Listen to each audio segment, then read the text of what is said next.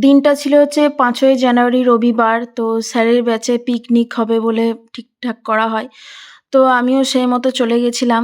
তো তারপরে গিয়েই আমি একটু লঙ্কা কেটে দিয়েছিলাম। একটাই কাজ করেছি আর সমস্ত কিছু রেডি ওরাই করেছে বাকি। আর এদিকে ভাতের ফ্যান ঝরানো হচ্ছিল। ভাতের ফ্যানটা অতিরিক্ত হয়ে গেছিলো, মানে অতিরিক্ত জলটা দিয়ে দিয়েছিল। তো স্যার হেল্প করলো। তো যাই হোক, তারপরে আমরা ঘরে এসে ছবি-টবি তুলছিলাম।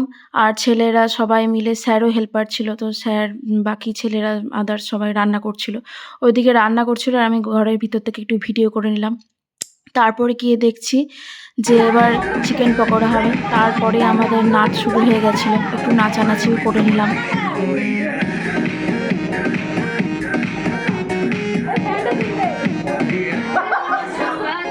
बाद में ना कहना कुछ भी, पहले ही दे तू वार्निंग। पार्टी चलेगी till 6 in the morning। जी भर के ना चले बेबी, नाच नाच के तोड़ दे सैंडल। आंटी पुलिस बुला लेगी तो यार तेरा कर लेगा हैंडल।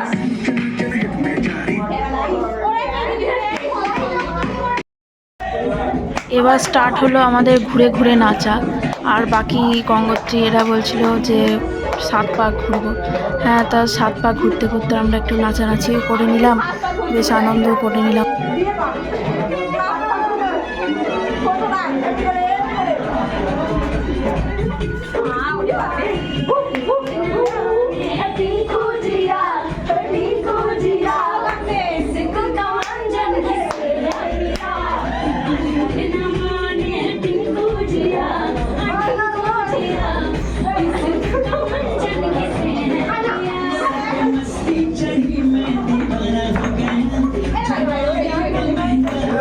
তো নাচানাচি করার পরে আমাদের চিকেন পকোড়া আর কফি চলে এসেছিলো।